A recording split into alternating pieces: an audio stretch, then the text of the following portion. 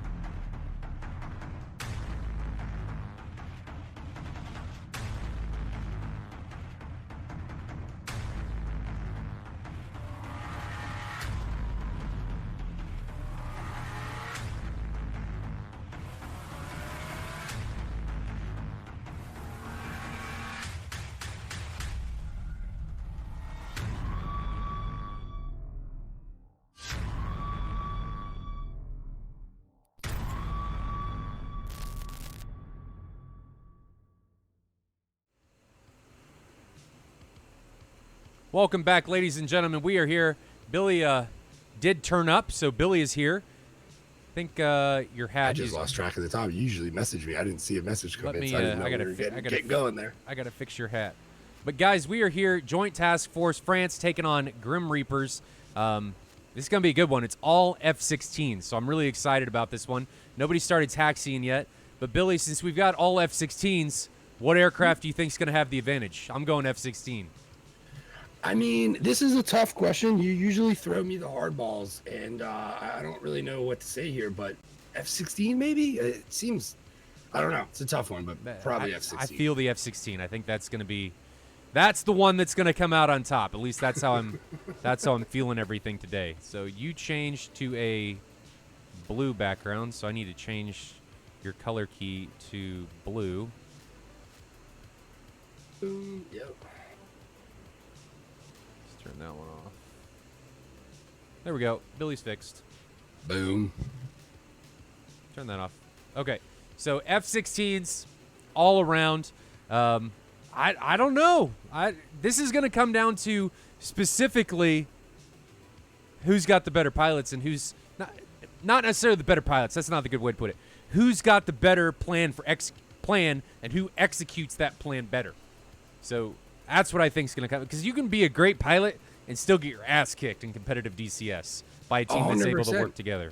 100%. I mean, I think that goes for a lot of DCS. I think, you can be a great pilot all you want, but, if you're working by yourself against a group of people, you're working uphill. Mm-hmm. That's possible, but you're going to have to play a lot differently, I think, than most people in those situations would normally attempt to play. So, slouching a little bit. Is there anything new in the land of Florida, man? Land of Florida, man. Nothing super wild this week. Pretty normal down here.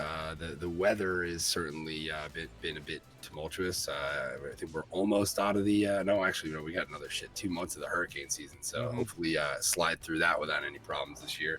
Had a few close calls, I think. But yeah, no. Other than that, pretty good. How's Kansas treating you these days? Boring. Weather's been pretty boring. Lots of farms. It's just been. There's not that many farms where I live. I live in a decent metropolitan area. There's not. I think of Midwest. No farms. Good barbecue though, it's right? Not that bad. We do have great barbecue. There is some great barbecue here. About. There is great barbecue. Yeah, not a whole lot going on. There is just, I don't know, blah. I guess is what we could call it. Well, I guess we're at that time of the year. I think hopefully as sports starts to pick back up, you get a little bit of that feeling of normalcy, Yeah, if they pick back up. I don't think they're going to. Right, I don't watch a lot of sports. I mean, really the only thing that I watch is Formula One. That's about... I've actually recently gotten into Formula One pretty heavily. I've been doing the simming on a couple different platforms with a lot of the guys from Athena, and yeah, the Formula One stuff's a lot of fun, man. Just the racing in general. It is. This season's been really solid. Sim pit. Yeah, no, and following is something I had. My pops is into IndyCar and NASCAR pretty heavily, but not really Formula One. So it's kind of been an experience to get into all that and start learning about a lot of the different aspects of it, stuff like that,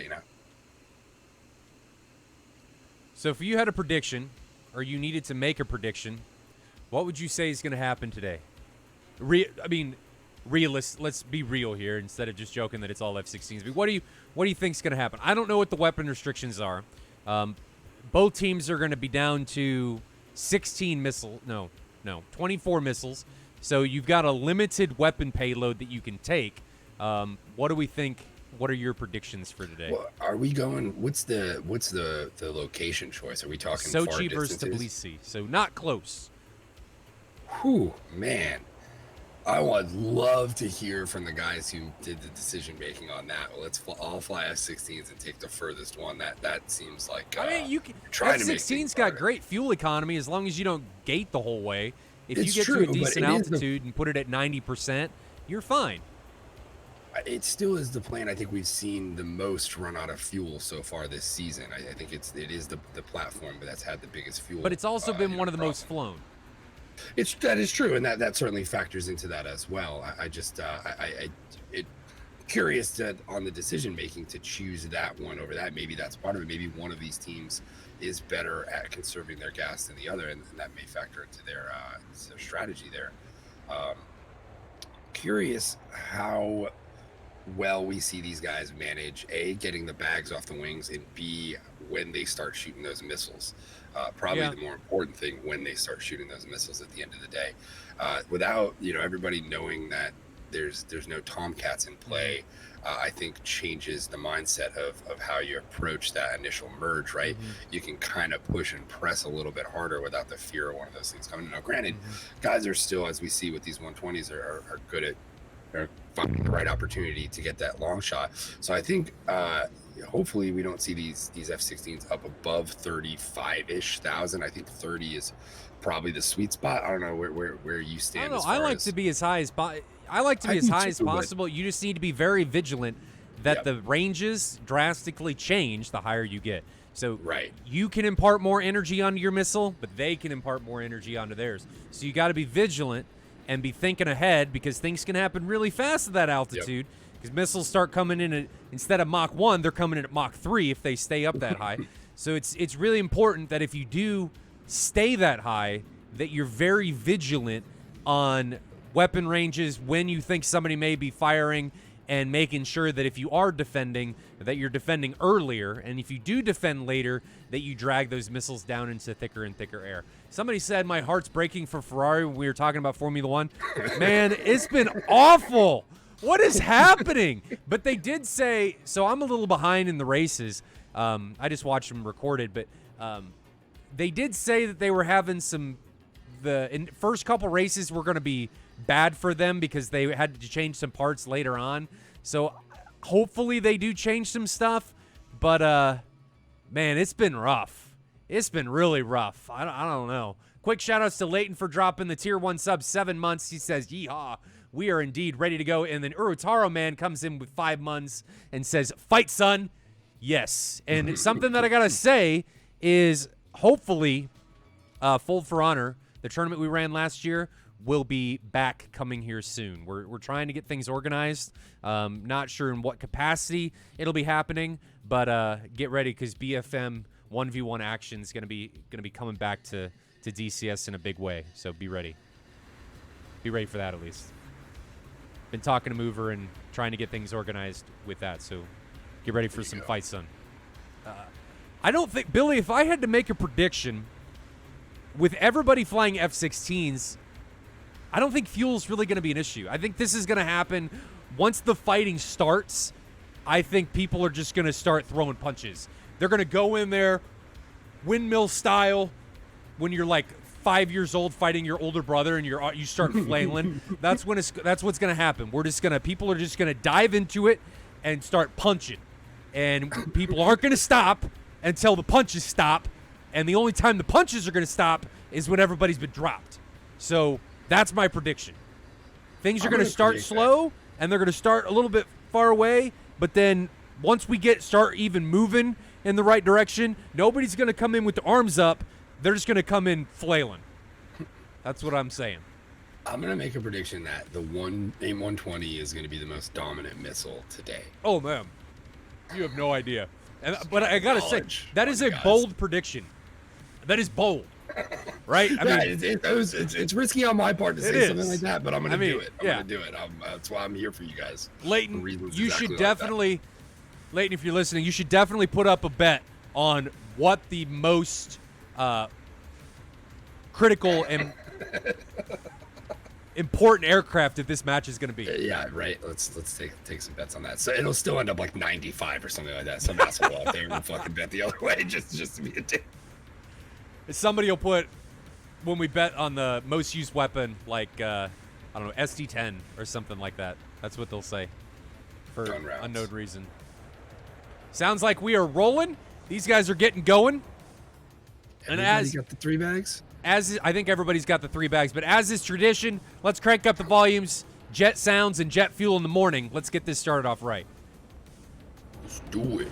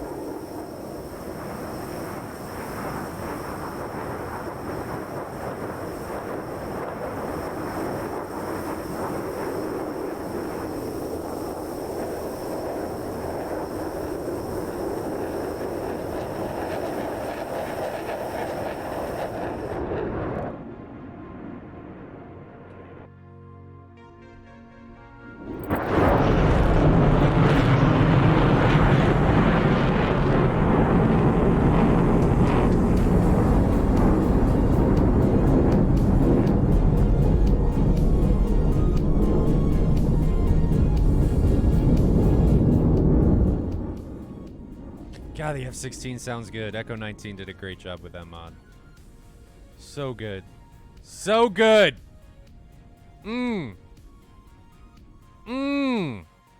Sorry, I'll stop making sexual noises on the mic. I'm sorry.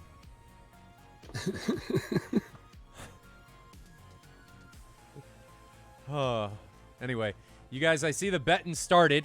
Leighton didn't give us what's going to be the most critical airframe in this, so missing out. Those bold predictions, Cotton. Anyway, separation between these two teams is still 160 miles. So fuel is going to be on everybody's mind. The distance between these two airfields, 250 miles. So we're looking at about a 175 round trip? Or each way, rather, to Bulls and back? 125 miles each way. So 250 miles. Clearly. 250-mile round trip. No tankers. No tankers either. No tankers. I mean, not that I wouldn't love the comedy that would be watching people tank an F-16 live streaming. That's what I'm talking about. Comedy gold, baby. Comedy gold, right? Comedy gold. Oh, man. I would love to if we did this live still, watching people have to tank, knowing there's like probably 200 people watching. Is there at least? Oh man, that would be rough. I wouldn't want to be in that position. I would not want to. No way. When I used to stream, the first time I tanked on stream, there was probably like 15 people watching me, and it felt like I was on Sunday night fucking football, and the entire country was watching me do something. It was like, oh fuck, man. No way. Yeah. Would I want anything to do with that? That shit sucks to begin with, let alone with like a bunch of people critiquing you as you're doing it. No way. So, Joint Task Force France is overflying Guadada, while Grim Reapers look like they're taking a little bit of a northern offset north of Bullseye. So here's Bullseye. This is the area that we're going to be racking around. Let's take a look at the terrain. Well, first off, let's see who's flying. Let's take a look at who's flying. So we've got Squirtle, Bear, Signore, and Leighton. Leighton, one of our moderators. Shout outs to Leighton. But taking a northern offset, I like that they're all pretty close together. I like this. This is nice. Look at that. Flying wedge. V! If we were Mighty Duck style. You know, they're ducks fly together. Yeah. Ducks fly together. Knuckle puck. You think we'll see a knuckle Exactly. puck?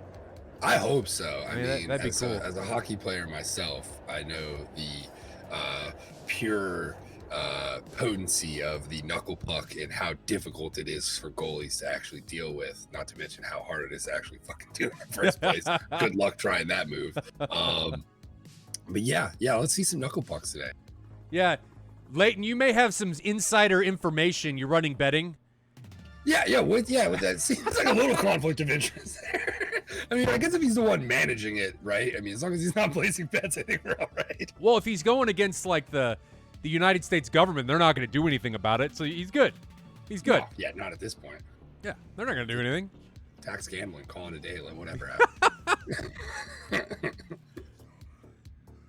Okay, so let's try and take a look at the do you guys like this map background better, or do you like satellite view?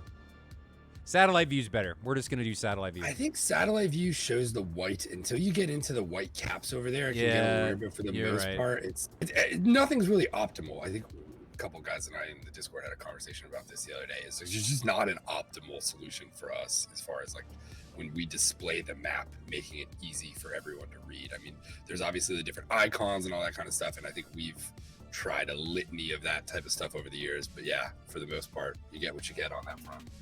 Let's take a look at the terrain. So I jumped the camera to Sanaki. This is the terrain that they're going to be flying over. So the area that we are going to be in is right where the mountains start getting bigger. But this flatland, Sanaki and honestly Kataisi, they're all open. Like this area is all inside the AO. So lots of mountains. There is flatland. So if we stop the camera here from moving at 500 kilometers an hour. Okay, so we're stopped. There's a lot of flatland. So look in here, plenty of flatland, lots of no mountains or hills. Then when we start getting in here, you start getting into these foothills, right? And then you start getting into the actual, like, bigger than foothills, borderline mountainy stuff. And yeah, I think that's a mountain range. I think we can call this a mountain range here. Yeah, I guess so. And this is where people start to disappear. Though, there's not really a ton of deep valleys in this specific area. So, we stop the camera. There's enough to trace a missile, but I don't there know if is there's enough to really get lost for a long period of time down there. They're not really deep chasms. So the deeper mountains are further to the north. There's not really any deep chasms right over the AO. So if we jump and look back at where the teams are, they're going to be right into these baby mountains, right? I didn't go south, did I? I did go south because I'm. It kind of felt like you went south, but I once again I was a little turned around, so I didn't pick up on that. But yeah, it felt south. Shh. I don't screw up. I was just testing you. It's happy little mistakes. I was testing you. You know, right? Okay, so they're not baby mountains. They're big mountains. I lied. Yeah, look at this. Okay, so there are decent places to hide, as long as you're not stuck on these southern edges. So when you start getting in here north, there's decent places to hide, and I think we're right over bullseye right now. So let me flip back here. There's decent places to hide in here. These are like adolescent mountains. Is this near the dam? Are we in the? Yeah, we are near the dam. The dam's right over there.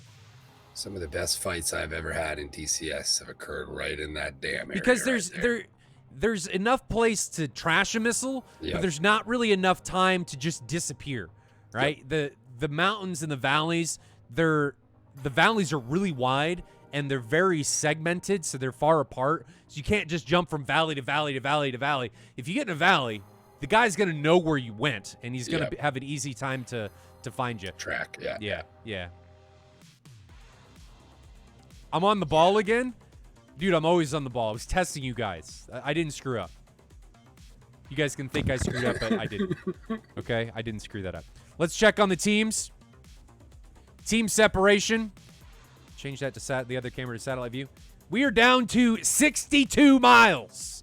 62 miles. And they are at 31,000 feet, 32,000 feet, 35,000 feet, 36,000 feet. So everybody's decently high. We got altitude. Altitude to spare. And altitude over mountains is even more important because their mountains are coming up to get you. Real quick, Gordo B gifts a T1 sub to Ice Devil Dog. Welcome to the family, brother. Hopefully you enjoy your stay. Thank you to Gordo B for dropping that sub to him. Uh-oh. Interesting here. We see Grim Reapers split up and create some separation, and now both flights tracking northwest-ish, northwest. We have the JTFF guys who have split up a bit more drastically, but staying in a west to east path, right? Yep, west to east. Somebody, Tuhi asks, why is everybody flying F-16s? Because F-16 best 16. Duh, it's the best plane in DCS. Yeah. Get on my level. Yeah, okay. Hornet. Have you flown the Hornet The yet? Hornet flies like a dump truck. No. Maximum efficiency, maximum capacity. Notice how I say it flies like a dump truck, and he's like maximum efficiency. Maybe maximum efficiency if you're in like a... No, it's not a Ducati, dude. It's not a fucking Ducati, okay? It's not that. It does a lot more than that. I want flashiness. I want flashiness. I don't want to be caught out flying around in my Toyota Corolla. Okay, that's what I view the Hornet as. That is not an accurate comparison. I would never drive a Corolla, so I would not fly one either. I don't know, man. You kind of look like somebody. If you met someone, you'd have to shave your mustache. Maybe a Prius. No, dude, are you kidding me? You should see the rates I use gas. Prius would not work. Well, it could. It could work. It could work, but it's not going to work. That's recharging those batteries on braking hard, right? Yeah, because my neighborhood's really equipped for that. Anyway, guys, separation between the two teams is down to 30 miles. Joint Task Force France is getting a little bit separated. Their trailing two ship is 20 miles behind the leads, and first missiles are off from Raph and Gemini. And guys, if I ruin anybody's name, I am sorry. I know it's Signore. I'm starting to learn. Even though I had to ask Bear before the match to make sure I didn't screw anything up, I'm starting to learn. I'm trying here. We are trying. But we got 2 missiles incoming on Bear and Leighton. Ooh, I did get the skins to work. So we do have liveries. We are rocking the Grim Reaper skin. I actually like the Grim Reaper skin. I like that it's not overwhelming. You know, I like it that it's not like in your face. So there is a 120 coming on a Bear. Is he going to be caught high? There's the one. That's not his 120. There it is. 1.4 miles. He is just pooping out the chaff. Like he ate something, like he ate Chipotle and is just regretting it the next day. But he's able to vertically notch that 120 that comes in on him. The suspense is over. We need to go to attack music. And if we jump back, I don't want the cameras. If we jump back to the map view, we can see that Leighton is now trailing and dragging a 120 of his own. And that is there. I can't see it against the blue sky. 1 mile behind him, and he is almost at 800 knots, so he is going to be fine. Samurai, I like Chipotle. I love Chipotle, but it's almost on the level of Taco Bell, where you have to go in with the expectation, especially if you get the hot sauce, that things are going to go wrong later in the day. Right? I feel like I always I can tolerate it more when it's from Chipotle over Taco Bell. Yeah, it's more tolerable. It's a mental thing. It's more tolerable, but I also feel like there are times when things don't go wrong, but if they do, it's like you're giving birth. Yes, in a lot of ways. Yeah. Indeed, that is a very good way of describing it. Yeah. All right, enough about taking massive poops with Chipotle and Taco Bell. Let's jump back to the action. Nobody has gone down. Both teams are seriously separated. Gemini and Raph are pushing on Bear and Leighton. Bear launches a 120 onto the 2-ship of Raph and Gemini. Gemini and Raph respond with 120s of their own. They gotta be careful. They've already launched 2 120s. Yeah, they're not. They got 4 left. We were questioning whether we were going to see the missiles fly or we were going to see a bit more conservative play, but it does not seem like the guys are holding back with their shots here. Absolutely not. Absolutely not. And we are seeing Gemini defend here, where I'm going to spin in circles until I see the missiles. There it is. 2 miles away. I like that they're not too slow. They're staying high. They're staying at 300 knots. He could have done that at a lot better energy instead of just, trying to pull it out. I would have liked to see him go lower in that defensive maneuver, get airspeed, and then transition that airspeed back into altitude. That's what I would have liked to see. Yeah, I would agree with you there.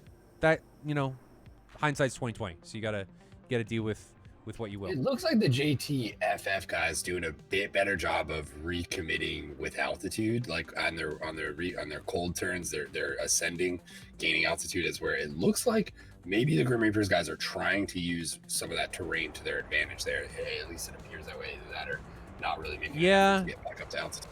Yeah, they're not conserving weapons. I will say that at all. There's 120s everywhere. There are 120s all over the place. Oprah Winfrey and DCS. You get a 120. You get a 120. You're not going to actually get it in the end, but I'm going to throw one at you. It's like she had fake car keys in that car key episode and just threw them at people, but they actually didn't get cars. I'm going to Photoshop Wags onto her body and just have him start throwing out 120s to the crowd. Like, you get a 120. You get a 120. Like, yeah, I'm going to do that. Or somebody's going to beat me to it either way, but it's going to happen. Well, applicable. Applicable. Did we lose somebody from... No, we didn't. They're just a 3-ship down here. Okay, I was like, did we lose somebody from Grim Reapers? But no, we didn't. Okay, so Grim Reapers, I think I like their positioning a bit more with the exception of Bear, Bear's trying to find a picnic spot up north in the mountains. Bear's like being a bear, maybe trying to find, he's trying to find Yogi up here in the mountain range. I don't know where he's going. He's recommitted, but he's recommitted against a 2-ship. We got a 3-ship committed onto Marco and Waromir. I'm going to call you War. You're just going to be War from now on. Signore might be in trouble here. What's the range on that? That might be a little further than it looks. Marco launched from 10 miles, so it's okay. It's okay. You know, Is he turning? Yeah, he's starting it's to okay, but notch. he's that's going to get line of sighted. So if we jump and take a look Okay, at him, yeah, he's diving away. He's already at 700 knots. So it looks like he's in trouble, but man, that guy, he's got decent get up and go. So the missile's behind him somewhere. Yeah, He actually dropped a valley there. Yeah, there it is. Kind of took that through. That was a nice He did. maneuver. So he defended that very well. He was very fast. But in these fast maneuvers, no, don't deploy your brakes. Don't get rid of your energy. No, keep it. Keep it. You're in gate. What are you doing? Gas, fuel mileage, cringe. You're flying like an old man on the freeway with 2 feet. It's like, yeah, when you're behind somebody and the turn signal's on and they're just on the highway driving, shit spins like 20 minutes. It's like, when's this turn coming, buddy? Yeah. It's just not. Or he's driving with 2 feet and 1 foot's just resting on the brake hard enough to turn his brake lights on. And you're like, what is this guy even doing? What is even happening here? Is he going to stop or not? I don't know. But that's what it felt like. So now Squirtle's pressing in deep. Squirtle's sitting at 20,000 feet going against Warhamir. Okay. Raph puts a decent 120 onto Sig, or Signore. So let's jump to see how that's going and see if we can see that. It's going to be on his left. Should be over there. There it is. And that thing is going to get line of sighted. Or yeah, that thing's not going to catch him. So both teams doing a really good job of defending these missiles. I like it. I like it a lot. Now Squirtle gets a decent shot off onto War from inside 10 miles. And like I said earlier, Billy, once we move through the long range, and I thought things were going to quickly condense, and indeed that's what it looks like has been happening. Things have just started to condense. Nobody's really backing off in decent ways. Separation here, too, between these top and bottom groups. What is that, 20 miles? Yeah, and Squirtle's really isolated. Yeah, by himself down Really isolated. It's a friend. It's a little worrisome Layton, help here. your boy out, man. Come on, Layton, help your boy out. I see you sorting on it. So let's see what Squirtle's doing. Squirtle's There he running goes. low. So He's dragging. It's a bag and drag, it feels like. Well, maybe, but I don't know that Marco knows where he is. So you can see Marco 3.5 miles back. Squirtle's dropped him. Now he's coming up and recommitting. Marco has a 120 launch from Layton, which we can see over here. I'm going to send you guys to split view so you guys can see the map and Squirtle's point of view from here. Layton now launches onto War, and now Squirtle has recommitted directly into Marco. I think. That's what it looks like he's doing. So he's in on Marco. Oops, Signore. Oh, he lines of sight.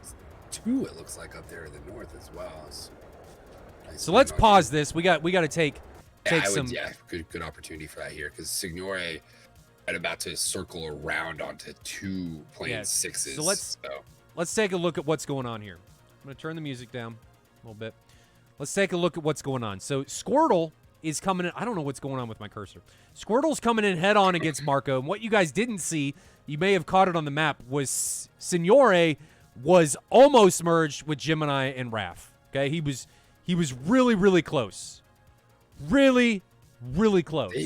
Almost he 8 to runs up 120. that ridge line. If you see that ridge line right where your cursor is now, he's on the right side of that ridge line there, and he line of sights. I think that ridge right there you're looking at. He line of sights, I believe, 1 if not 2 120s into that ridge line, and now coming back around. I don't think they know where he is anymore. Well, they've already turned cold. They've turned cold, so they don't see it as they just. I don't know. They just don't know where they're. Good opportunity to point out. Look how well Grim Reapers have flexed out around now. Yes, Marco has kind of squeaked around there, but almost see Grim Reapers beginning to envelop around JTFF. I don't know if that's intentional or if it's just kind of naturally happening.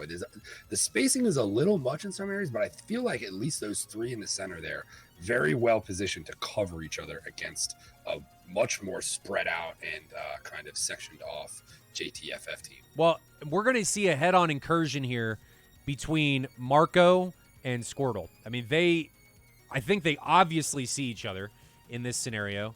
So Squirtle may not see Marco. So Marco is down there in the buildings. You can see his label. But I don't know. Marco sees Squirtle, I'm pretty sure, but I don't know that Squirtle sees Marco. So we've got 2 possible fights unfolding. So I'm going to try and get both of these in split view. So these are going to be 2 different fights. And I'm going to try and make it so we can see both. Okay, so Squirtle's taking on Marco.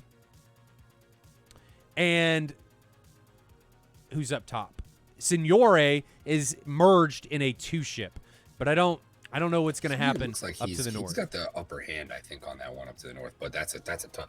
All it takes is Gemini going left and Raph going right, and Signore is in trouble unless Bear comes over to help. So that's a tricky situation there. If those 2 guys know what's up, if not, they're unaware that he's turning back around on them, which I doubt.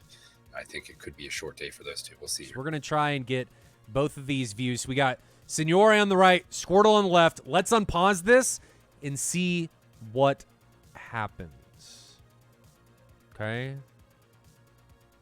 Here we go.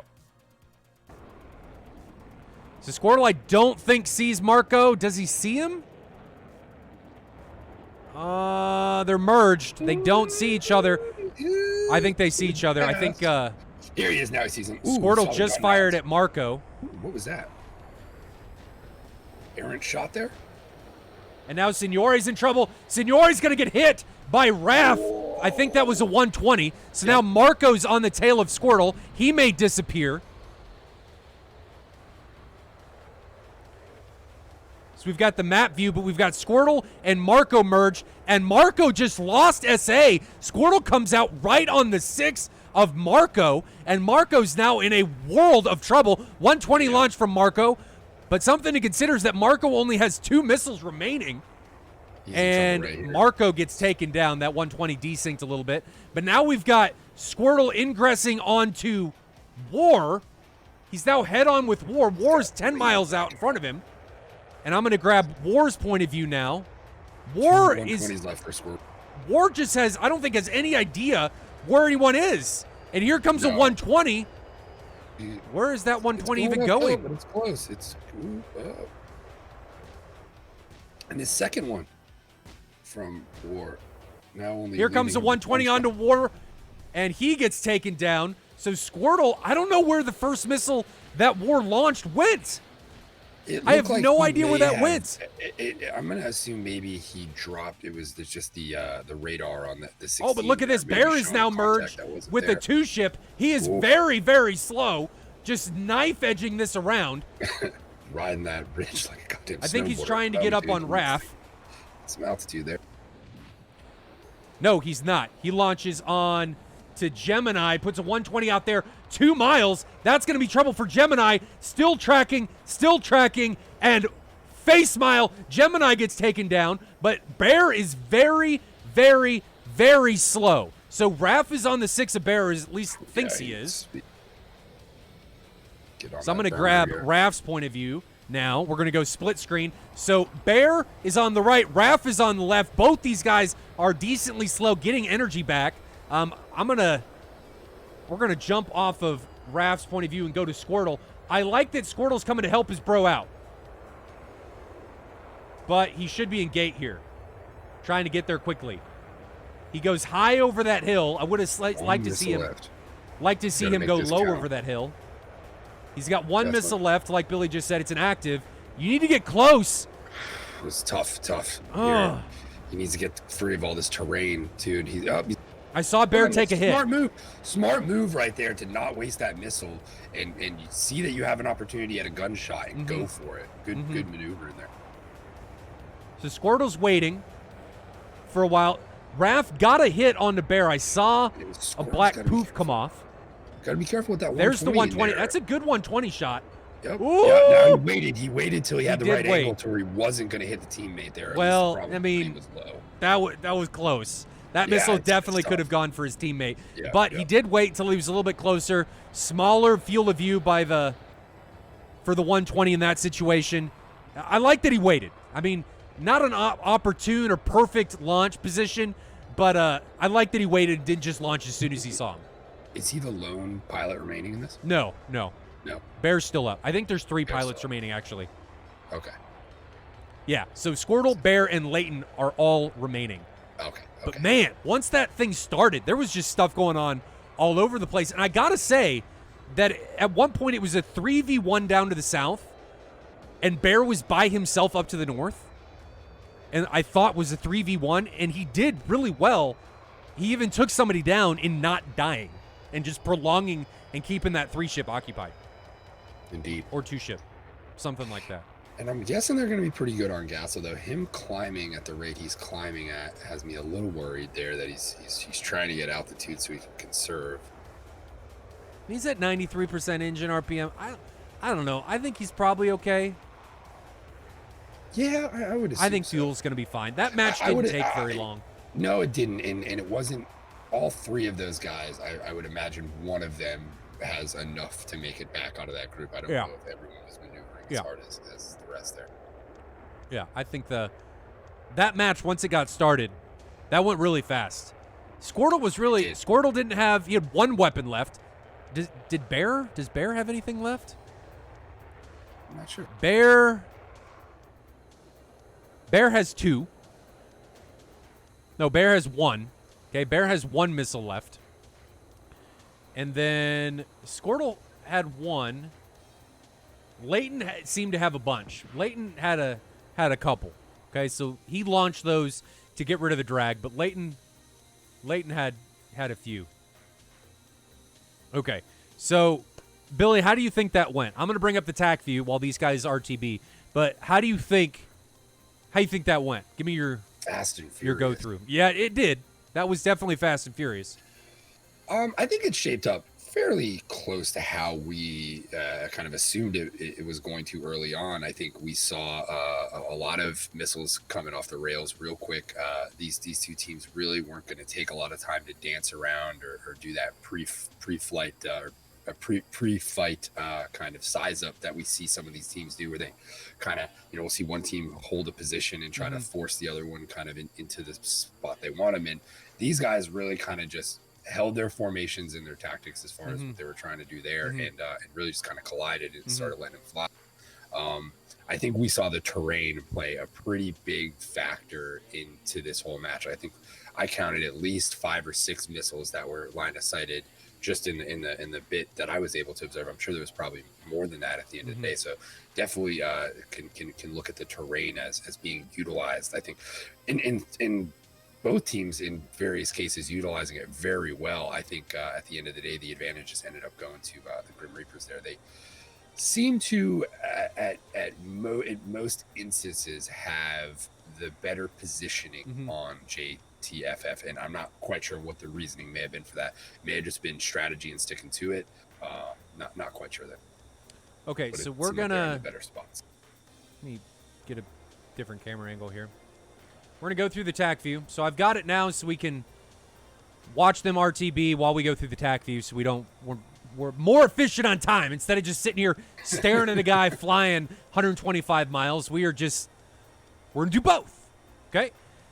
So we got Joint Task Force coming out of the north from Sochi, Grim Reapers coming out of the south or southeast from Tbilisi. And these guys I don't like these long missiles. And I wonder, okay, let me back up. I know I say repeatedly that I don't like these long missiles. Now, these long missiles, they've got, how can I put this? They have potential to do something, and that something is drive somebody down from altitude, right? So they do have that possibility. I'm sorry, guys. Bear sent me an XML file that I can merge here. I had it on my desktop, but it decided that it wanted to delete itself because God knows, I have no idea why, I have had files repeatedly delete themselves on my computer, and I'm not entirely sure what's doing it. I think it was Google Drive, but I don't know what's causing it. So anyway. And I think, there we go. Yeah, I had to. Your webcam went away because I was doing something. So let's grab this. Let's grab this. Okay. So here's the range rings that Bear was talking about. Oh, that's nice. Yeah. You can add those by just jumping an XML file, and that's pretty cool. I didn't know that. Okay. So these long missiles, they're okay if you're trying to get the bandit to react, but if you're flying against somebody that's disciplined, they're just going to turn away and they're going to get their altitude back. That's all they're going to do. Okay? And that's really what ended up happening here. I mean, they lost 10,000 feet, but I would have rather just wait and see what happens. Save your missiles, your 4 F-16s. So I'm a little bit worried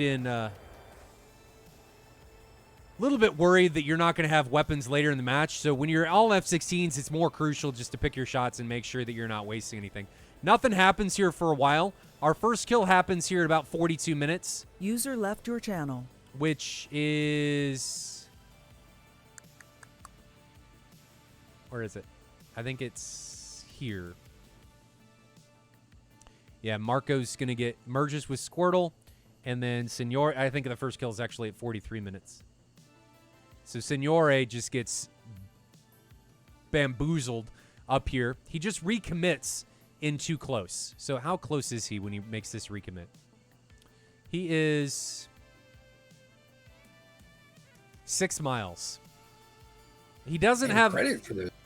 He doesn't JTFF have a guys getting back around that quick. Yeah, he doesn't have a RWR warning, but I don't really like recommitting unless you know you're not going to be seen. He's at 8,000 feet. He's over the mountaintops. I just don't like that.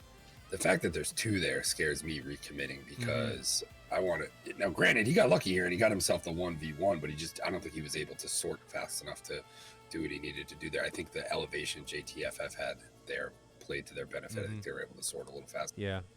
Yeah. So here's the next fight. Marco between Squirtle. He launches this 120 really, really late. And I think this was a panic launch right here where he was just hoping something was going to happen. But that missile doesn't come off his rail until after he's past Squirtle. So that's rough.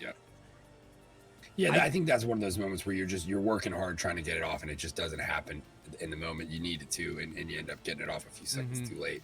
I've been there on that, so that's just, I think, a product of the moment.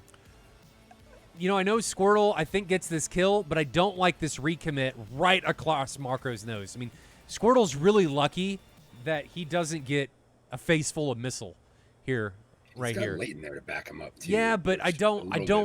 I'm just let Leighton take it. Recommit after you pass Leighton. Stored onto somebody who might be targeting Leighton at that point. But he gets lucky and he's able to recommit, comes right in on Marco's 6, and is able to take him down with the 120. So he gets lucky. Next kill is Warmare. And War, I think he's just... What's the word for it? He's bent. He doesn't know where anything is. He's lost, right? Yeah, there's that shot we saw right there, right out. I don't know who that was going on. Tumbleweed. Thanks, my Marco. guess is, those guys. It looks like it's aimed right where those guys were before. I'm telling you, I think he had some stale contacts on that screen, and he was targeting that.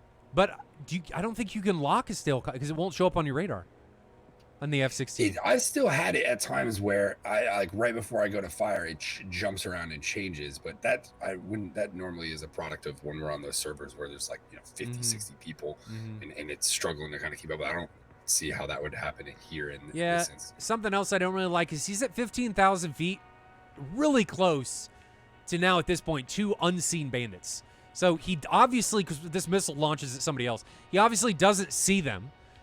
Right. I don't like being at 17,000 feet when you know your teammate just died in this close area. I'm not a fan. I don't know why I have 2 cursors. That's interesting. It's a wonky cursor today, guys. It's a little wonky. But he gets taken down by, I think that's, who takes him down? Squirtle takes him down. So Squirtle gets 2 kills. Now let's move up to Bear. Bear does a good job of keeping these guys occupied. He does. He does a really good job of staying hidden, keeping these guys occupied. They see him, then he disappears again. This is a situation where if Gemini and Raph, one of them would have separated and got a little bit further away and got some altitude back, it would have been a lot easier to keep tabs on them because then you could broadcast your boxed contact to your wingman and he would know exactly where he's at. So having both of you guys down here in the weeds isn't doing anybody any favors. Separate, right? Have one of you guys go out, get high, get a better picture. Don't both of you be low because now you're both playing the game that Bear wants you to play. Okay, so somebody do something a little bit different. Get out, get some altitude, come back and broadcast that contact when you pick them up when you have higher altitude, and make the difference. But he doesn't, and Bear is able to take somebody down. So Bear flies really slow and is able to knife edge his way around. I would have liked to see Gemini try and disappear in this situation. Really, it doesn't look like it's a coordinated effort by the JTFF guys there. Maybe that's just me in that fight, and I know how those situations can kind of unfold, but it does feel like their efforts of one of those guys could be better spent looking elsewhere in that moment, kind of covering him as he fights that guy. I think we've seen enough times where you try to go 2v1, and we've seen it happen a few times even today in the past couple of weeks, is where 2v1s can easily end up a bad situation for the team with the two players, because you're in that moment, you're looking quick and you're trying to target fast. You can end up hitting your buddy real easily there. So you got to be careful in those situations. Let me change something real quick. So I need to, what am I looking for? This. Oh, it's because that's the scene. Anyway, yeah, I would have liked to see Gemini instead of just, I would have liked to see him break right and just get away from this fight. Go this way, line of sight, get over this ridge, disappear, but he goes into this flat land and ends up eating a 120 because of it. Then instead of coming left, I would like to see Bear, well, no, he does right. Bear comes right. I would like to see him try and go directly at Squirtle, and Squirtle then come right over the top. But drag a little bit more. At the same time, maybe that would have caused problems for Squirtle's active. I think he was trying to get low. He looks like he needed the altitude there. I can't quite tell what his altitude does, but it looked like he was trying to get some build speed and get low there, and I think he needed that valley for it. It ends up working out. Squirtle's able to come in with the 120 and clear Bear's 6, and there's 3 of them now remaining. So good job by both teams. Well done by Grim Reapers coming out on top in that one. Gonna jump that stuff up, but well done. That was a fun match. There was lots of stuff going on. It only took a couple minutes from when that match started, or when things started to go in that match, to when everything was done. So did we see where the betting was on that? I think I missed it. I did not see that. Curious to see where the sharp money was on that one. But perfect timing, because Bear is now on finals here at Maycop.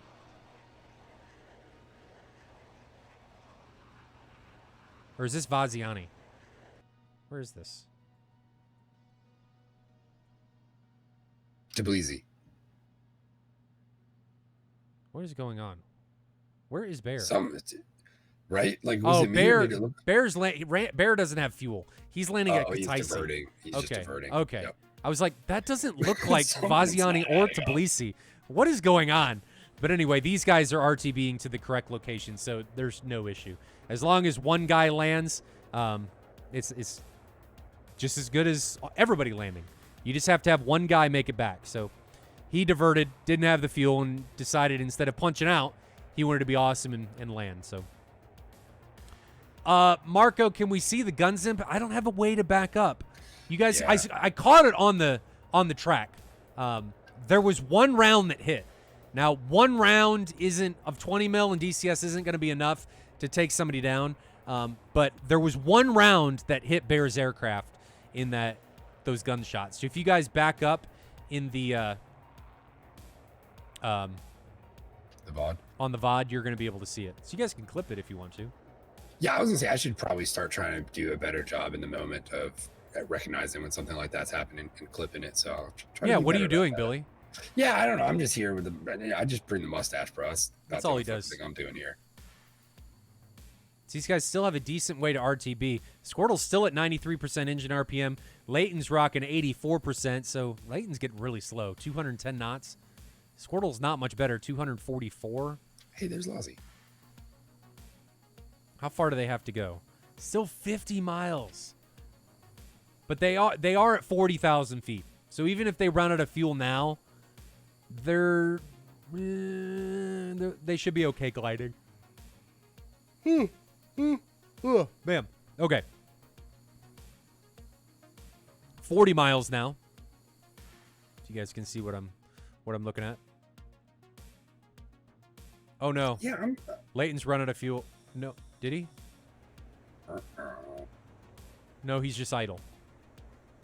He's down to 7. He's not quite idle. He's down to 75%.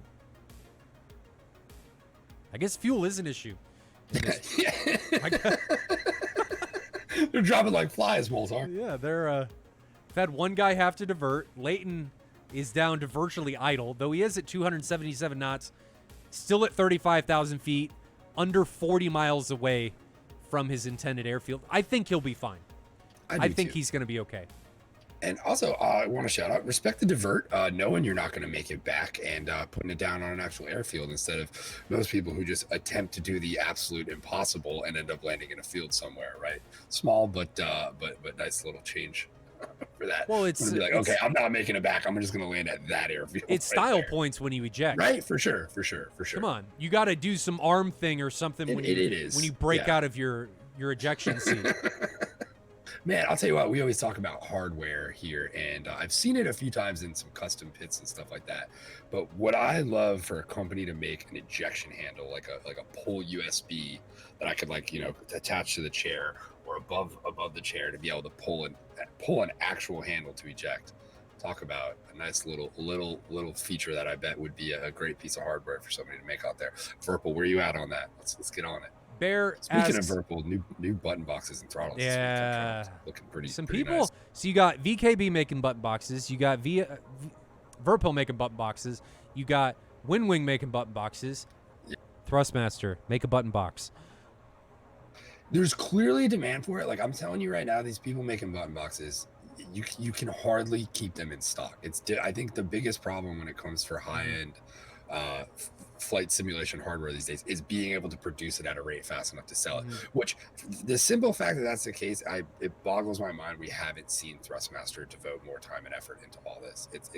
You see these companies, they just can't keep stuff. And I mean, look at Verpal. You can't. It's just a constant. Verpal and VKB basically constant waiting list to try to get their products. You know, True. It's like I feel like Thrustmaster is equipped. Well, you go after the space sim. You can go after racing. Yeah, you can go after virtually anybody. But back to your ejection seat. If you do that, Billy, you have to put airbag cushions under your seat. So when you pull the ejection handle, I'm just picturing a video where Billy does this, pulls the ejection handle, and then his head's through the ceiling of. It would be great for streaming. Like even if you just had it move you up out of frame, or even just move the camera, that would be amazing. That's the effect of it. You might die. Priceless. I mean, you might be dead. Yeah, it's worth it. But I think that's worth it. For the stream lulls, definitely worth it. I'm trying to make partner, dude. What are you talking about? Yeah, I still haven't heard from Twitch. Speaking of which, Twitch, where are you at on that? Hook it up. Come on. Been 2 weeks. We're grinding here. You said 7 business days. It's been 10. I'm sad. How do we fix lips? Is it that bad? Lip sync? It's looking pretty good for me. Maybe refresh. Try and refresh. Yeah. How much is this? Control Shift R. Do a force refresh that doesn't rely on the cache. I mean, some people may like watching the old, kung fu movies where, hello, how are you? You're making it just absolutely priceless with the delay right there.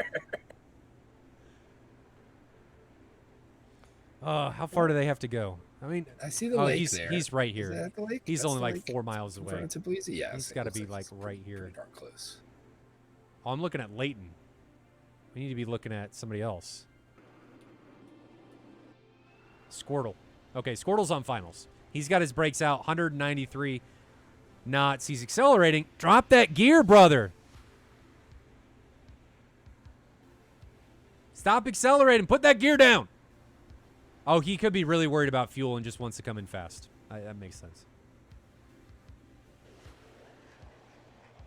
Control Shift R made it worse.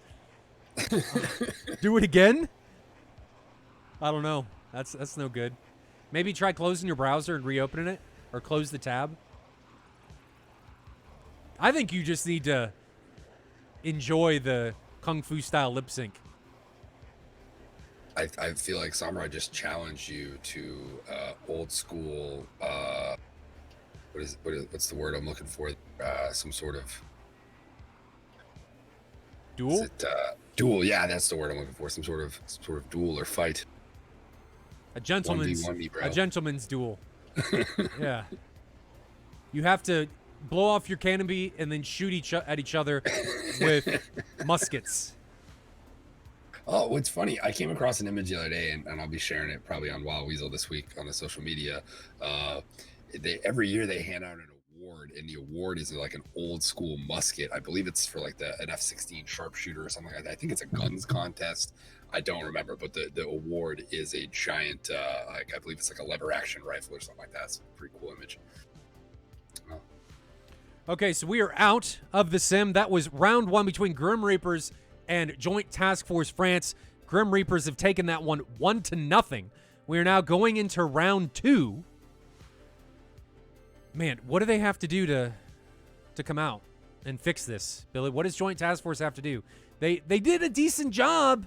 I think it was SA that came back to bite them in that situation. They just couldn't figure out where people were. I'm going to make the point, support each other a little better. I think we saw guys get kind of sectioned off and have to deal with. It seemed like there was a lot of situations where there was 1v2, and I don't know whether that maybe both sides kind of fell victim to that, I think, at certain points. But it seemed like that was part of the problem for JTFF, being in position to cover each other and support each other a little better. I would avoid maybe that splitting up into two ships and spreading out to the way they did. I think that may have sealed their fate a little bit earlier on in the match than they realized. I think against a team like GR and how they flew that first match, going into the second one, I'm going to try to keep guys a little closer to support each other. I think the tighter we are and the better we're able to fend them off in one spot versus spread out, I think it's going to help things a little bit there.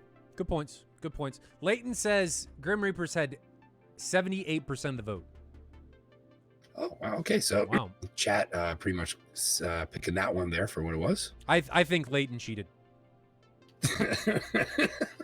I think he cheated. Leighton, you're a cheater. An investigation into the gambling of SATAL. We feel like there may be some nefarious activities. Oh, for sure. An investigation and report back to you guys. Did it just delete the liveries? What? Why do you need prefetch? What are you doing? I don't know what that was. Beep, boop, beep. Yeah, it's. You can purchase individual strands of my mustache hairs, Skittles. So it's going to cost quite a bit, though. So you're going to need to make sure you keep stacking those points.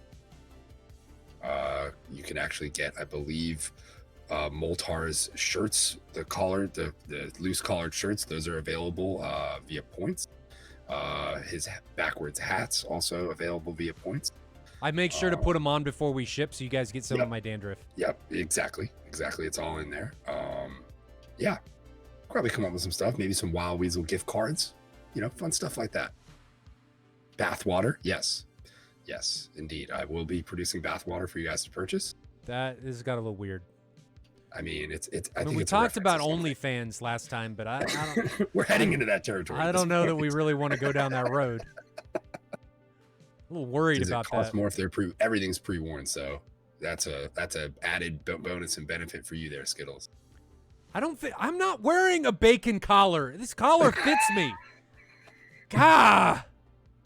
This collar does fit now. That's priceless.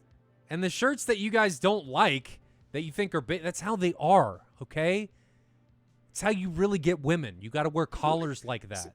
Moltar started wearing Wild Weasel apparel, and the collar situation just completely solved itself. Tight collars all the way around, boys. You don't have to worry about that. Don't forget it. If you want them good shirts, check out Wild Weasel.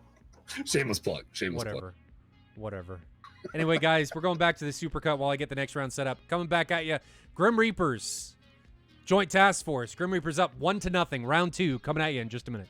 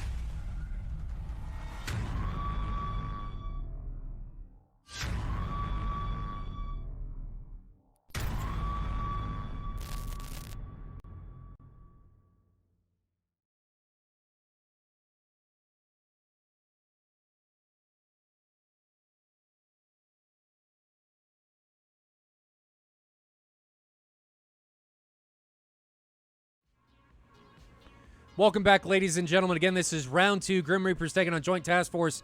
Grim Reapers are up 1-0. And Bear, I was talking to you about this earlier where files were deleting themselves. I think I figured out what was going on. So I have auto hotkey scripts, and I'm pretty sure one of the scripts is bound to a hotkey of Control-Z, which is undo. So if you put a file in and then hit Control-Z, it deletes it. So I'm pretty sure that is what is happening. I'm an idiot. That's what I've discovered. I'm a moron. Oh man, welcome to the But club. at least I figured it out. I can almost guarantee that that's what it is. I've been pulling my hair out. Like, what is causing this? And it was me the whole time. It was me the whole time. It's like I was like one of those people that is complaining that the beeping from the carbon monoxide detector is giving me a headache, and I unplug it because the beeping's annoying. Yes. That's what this was like. Like, Pretty why are much. the files deleting themselves? And I'm the one behind the scenes going, delete. Moron. Unknowingly self-sabotaging. Yeah, Story of it's- my life. Story awesome. of my fucking life. Fucking dumb.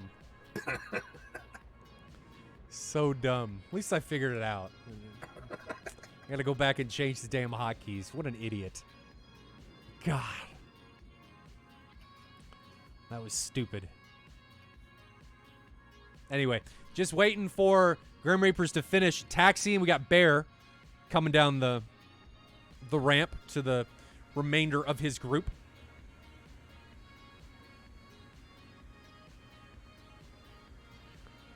All right, chat. Big update. I want to see the bets. What's going to happen? When do what? Oh yeah, that's right. I was gonna say big update coming for DCS this week. Hopefully Yeah, a lot of there is. toys and new things. We're gonna, I think. Now I don't know where we are on the timeline versus when we would start seeing matches with this new patch this week, because I think we need to denote that due to some of the missile dynamics that are probably going to change, and I think that's going to be something interesting for us as a group. You know, all of us kind of observe how that affects what we see here on the screen, because I think Well, we're not going to it's a good see. indication. We're not going to see those changes happen for a while. Okay, that's what I was gonna say. I know there's there's some distance between the patches versus what we're seeing here on the screen, Right. and when that kind There of is. starts to take effect. So that's why I wanted to point that out kind of for the chat, so those guys don't expect, Saturday you're not going to be seeing that patch, No. or Thursday yet. No. Technically, you would not be seeing those missile dynamics in those matches yet. Definitely not. Definitely not. So the matches are a couple weeks behind. What is it? August 15th right now. So we're about 2 weeks behind, right? Something like that. Because the first matches that took place on August 1st are going to take place next week. So we're about 2 weeks and change behind where the live streams are actually taking place. Gordo B drops another gifted sub to Major Havoc and another one to Queen of Noobs. Is it good to be a Queen of Noobs or bad? Like, does it make you better or worse? I like the aggressively knowing your role in the whole thing. Like, I am a noob and I'm the fucking queen of them. Like, I kind of like All right. that. I'm about that. All right. Well, before we go into anything else, guys, sit down, buckle up. Volumes are coming up. These guys are getting ready to take off. We're riding along with Grim Reapers out of Sochi. F-16, jet fuel in the morning. Here we go. Queen of noobs with a stellar response to that.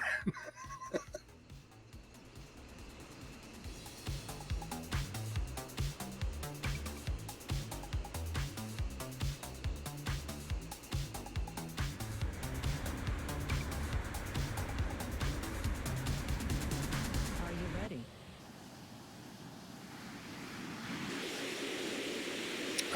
Well, Columbia, I was trying to figure out what I saw. It said Hasbro, and then I missed it. If you were, so, sorry. What? But Kobe, I think Kobe was trying to give me a ribbon, but I didn't quite see it or understand it. So sorry. Like, I saw him say "Ask Merlin," but I was kind of clueless as in regards to what. You know they can still hear you, right? Yeah, no, I know. That's why Okay. I'm kind of saying it, so I maybe you can clue me in into what the fuck I missed. Well, me too, Kobe.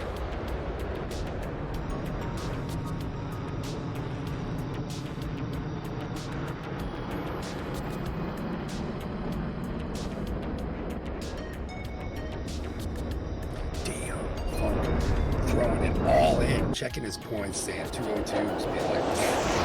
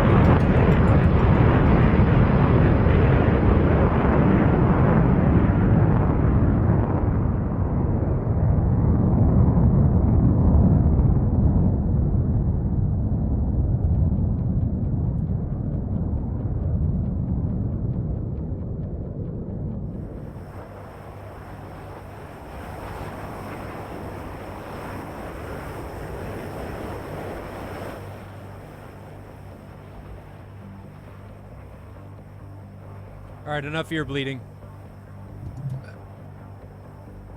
Bill, I think you were saying some stuff, but the volume is up so high, I don't know that anybody can hear you. I actually just I stepped away from it, so Oh, okay. nobody missed anything important.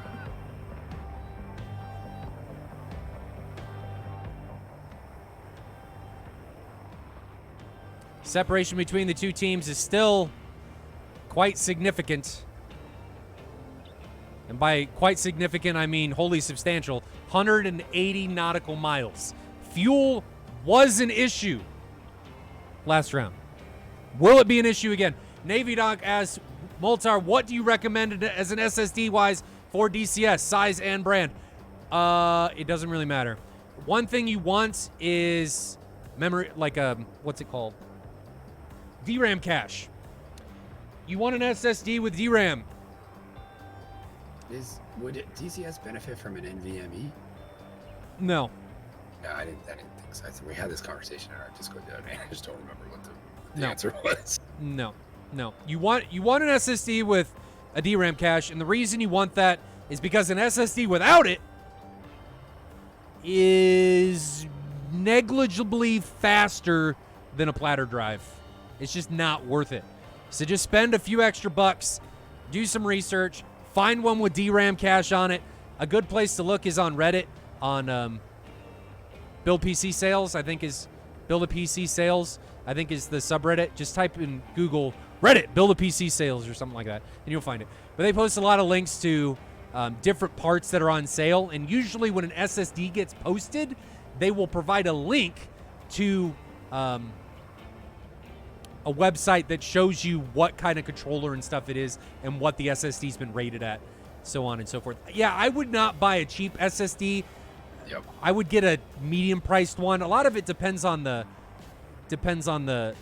amount of storage you want, but I don't know. It also so another thing that you need to consider is longevity. Certain SSD manufacturers, I like Samsung. They are more expensive. Like I have Samsung Evo 970 Pluses in my rig for NVMe drives. I like them just because I've never had one go bad, right? Ever had one go bad, and they're rated really well. That's what I've had. I had one in my old build that I've put into this one, and then I bought a new one that I used for my what am I saying? For my OS, and then the old one is now my DCS drive. So just do some research. That's all I can say. Samsung's almost always good, but a lot of the Western Digital stuff's good. At least their black drives are. Blues are usually okay. The only one I've moved away from and had problems with was Seagate in the past. Western Digital and Samsung have been pretty good to me, I think, over the years. A lot of my platter drives are. I got a couple platter drives that are Seagates, and they've been okay. I've never had a Seagate SSD though. No, I've not purchased her. I had a platter drive fail from theirs and lost a bunch of stuff. And granted, most of my own fault, but I don't know. I'm just like, don't trust the Seagates now. Sure. SanDisk is usually okay. That's a good one, Beaver. Yeah. But I think there are some in there that are, and I'm sure Samsung makes some lower tier ones that aren't going to have DRAM cache, but you just want to find one with a cache on it. Otherwise, you might as well buy a platter drive. So says Linus Tech Tips, who I think is reputable. But anyway, separation between the two teams are now 120 miles. Again, this is all F-16s. Grim Reapers is currently winning 1-0 here in round 2. Damn, Jumper coming in, also betting 1,000,000 points. Dang, man! Jumper laying down the loot on this match. 2,000,000 points on the line. I don't even think he could bet that much, but nevertheless, 2,000,000 points on the line. I didn't even know you could have that much. Hey, big spender. Let's do it.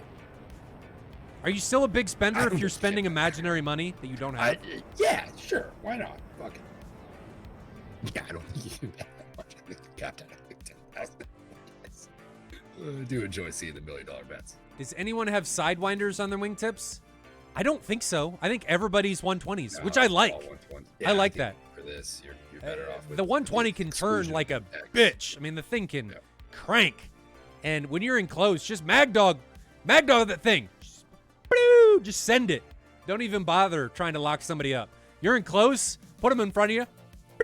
There it goes. Obviously, don't do that like what we saw Bear and Squirtle in the position. Don't magdog in that position. That'd be bad. Okay. Don't do that. Exactly. You gotta be careful there with that. That's for sure. Don't do that. But, man, Grim Reapers, their formation's looking good. They stay very tight. Pretty well. They were spread out on that last one, and I don't know if they just haven't done that break off where the two flights separate. But JTFF spreading out again and doing what I think we saw them do in the first round. And I don't know how smart of a move that is against a group that seemed to cover each other as well as Grim Reapers did. Mm-hmm.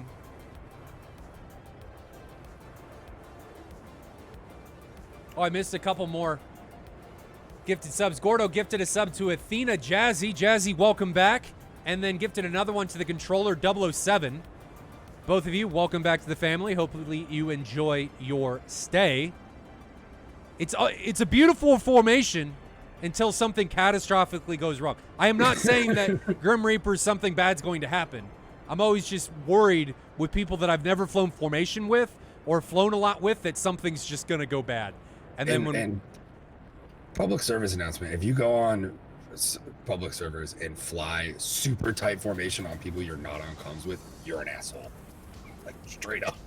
This is the worst is when you're gonna have a bad time. And there's just some random person who you can't communicate with who's like 5 inches off your wing, and it's like, we're just asking for problems here. Like, don't do that stuff. If you're in a Mirage, you can just give them a nice little wing slap. Just wham! It's like a bitch slap, but with your aircraft. Yeah, that is legit the worst. We see it happen a lot where it's like, okay, all right, quit playing the games. Back the fuck off. Lozzie would be there just inverted. Yeah, Lozzie in the inverted tanking is a sight to behold if you've not seen it. Back to split screen so we can see what's going on. I need to correct the map here. But we are getting closer, and they are going north. Grim Reapers are going north to the Big Boy Peak. You can see it there on the right, in the right view, just over the top of Layton's aircraft. There she blows. I want to say that's the tallest mountain. Yeah, I think we're near there. Is it more to the east, maybe? I don't remember. I know it gets pretty drastic towards the east. I want to say that's it. Somebody in chat's going to correct me and be like, Moltar, you clearly are an idiot. The mountain's actually over here. And it's weird too, because some of that's Georgia, some of that's like Abkhazia, some of that's Ossetia, some of that's Georgia, some of that's Russia. There's like 4 separate territories in that area right there. Doom Sniper asks, have you noted any effective formations that held their integrity, or have they always been mutual support via DL? What do you mean? I'm confused. Have held their integrity? Where's the notice information? Maybe try and rephrase that. Explain like I'm 5. I do lack some brain cells, so just remember. Is he referring to like watching almost like TAC form, like seeing guys utilize TAC form? I think. Well, maybe what he means is they can hide aircraft on data link or something like that. Not really in DCS. It's kind of too accurate. If you're not paying attention, yeah, but usually you can tell if there's two sitting there pretty close to one another, I think. 120s have come off the rails. The first ones have come off from Raph and Gemini. Very similar to what happened in the last round.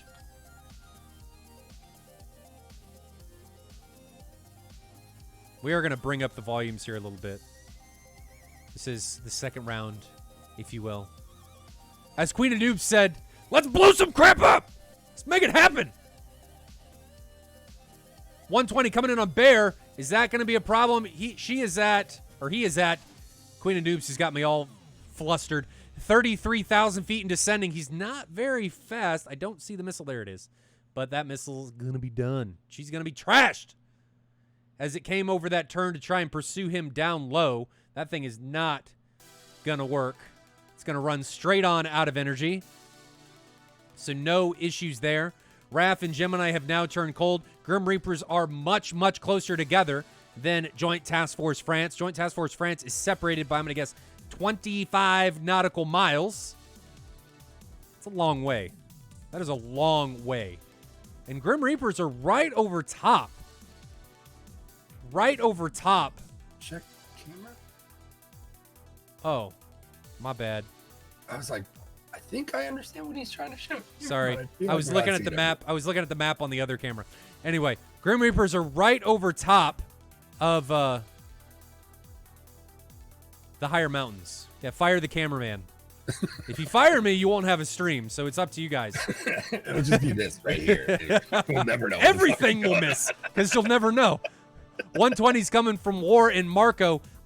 A couple 120s were launched from Squirtle and Bear onto the 2 ship of Raph and Gemini, but they're not going to pose a threat as they're just going to drag. They're going to try and chase him, and they're going to be out of energy. I'd like to see these guys get closer. I mean, they're separated by 15 miles. Don't launch! No! If he's flanking already, you know when you launch, he is just going to run away. And then you unsupport it, Bear. Dude, what are you doing?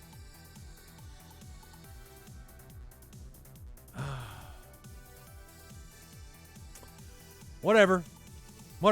Just whatever. Hindsight's 2020, guys. They don't know any of this stuff. We're just, yeah. I'm hard on people, but they don't know the things that we know. Gordo B with another gifted sub to Athena Tab. Welcome back, Tab, to the family. Team money. Shake and bake. I like that Grim Reapers are being a bit more aggressive here. Squirrel and Bear have already recommitted. Marco and War are still putzing around down here to the south. Leighton and Signore are committed back in on Raph and Gemini, who are also hot. 120 coming from Gemini onto Leighton. That's not going to do anything. What I'd like to see, this is what I want to see. 2-ship of Bear and Squirtle come in and cut off Gemini and Raph from this southern 2-ship. Joint Task Force France is so separated, turn it into a 4v2 instead of a 2v2 and a 2v2. 4v2, these guys. And Leighton, careful on what you're removing there. Huh? There really wasn't anything wrong with what he was saying. I just don't think he liked it. Oh. 120 coming from Squirtle onto Raph. Trying to catch something. Get my times right. Okay. So nothing's really going on. It's a little bit more defensively being flown by Grim Reapers. War is pretty fast. 429 knots. Let's go to split view. See if we can keep tabs of what's going on. War, what are you doing? That's a 120, dude. Don't fly into that. War, no. You don't do that. He did it. Ruh-roh. He did. Yeah, he did. He did. He definitely did. So War flies straight into that missile. Was that a face smiling? Was that a face smiling? That was a face smile. And then Raph crashes. Wow. No. Oh, no. Oh, no. Oh, no. Oh, no. Oh, no. Let's pause here because I think we need to regroup and see what is going on. Oh, no. So Raph crashed. Raph was right here. Raph crashed. He was probably going to die to Signore, but he is now dead. And when you are dead, you don't fight. So we're down to a 4v2. 4 Grim Reapers are still remaining. Leighton, you're off here like Bear was last round having a picnic. You got to pick up your blanket and stuff and come down and join us. So hopefully he does that soon. But some disastrous stuff going on for Joint Task Force France, especially for Marco right now. I mean, look at the position Marco's in. 4v2. He's got 2 bandits within 7 miles, and he is flanking. This is not good at all. Not good at all. It'd be better if he was hot. Let's check his altitude. He's at 9,000 feet. Bear is at 9,000 feet. Good. Yes. So Squirtle is high. So if Marco disappears, Squirtle can now send. He can box Marco and send that via Link 16 to Bear. So even if Bear's low, he knows where the contact is if Marco is not on data link. That is great. That is very good. This is what we wanted to see in the first round. This is what I wanted to see. So good there. Over here, Signore is at 12,000 feet. Gemini is at 7,000 feet. Altitude advantage and situational awareness advantage all the way for Signore in this position. So Marco, I think he is going to be the first one to have the train run on him. He is the little girl sitting on the couch with all the guys behind him. That is what's going on here. And these guys are the guys behind the couch. So Marco, if you don't pull some magic out of your hat, bad things are going to happen. Anyway, let's see how this is going to get going. So let's jump Marco to Marco's point of view. Can we see? So there's the enemies, or one of the enemies. Where's the other one? The other one, Leighton or Squirtle's a little bit further away. So we are going to pull up his view. And I'm going to grab Bear's view as well. Where is he? Where is Marco? I don't see Marco yet. Is he right in front of me? Yeah, he should be right in front of me. I just don't see him. Okay, so we're going to hit play. We're going to see how this goes. Marco's in a world of trouble. Is he going to be able to get out of it? I don't know, but let's see. Oh, that did not play correctly. Oh, we're good. Okay. So Bear is ingressing in on Marco. Marco is running from Bear. Does he see him, though? Does he see him? Okay, Bear sees Marco. Marco is running for his life. Split view. Bear's on the left. Marco's on the right. Marco is trying to disappear in the hills, but Bear is getting the altitude. Good choice.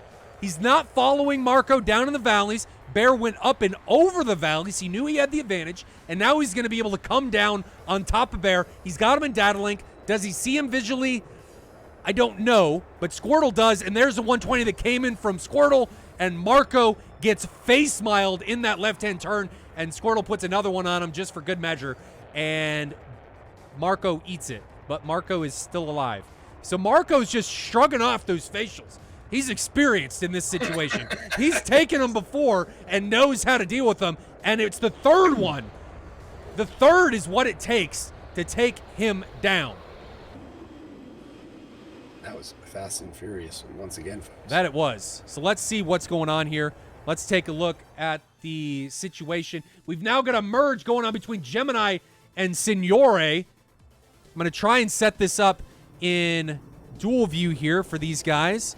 There we go. So we're back to dual view. Signore's on the left. Gemini is on the right. And Gemini is just giving all of the advantage away to Signore. Signore, take a shot.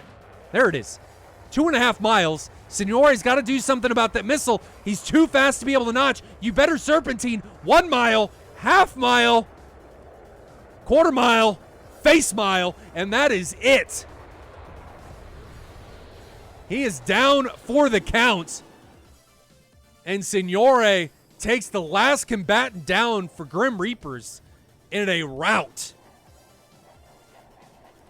That was a rout. Did Grim Reapers lose anyone? No, they did not. Doesn't look like it. Yeah, no. They did not. F's in chat for Joint Task Force France. Man.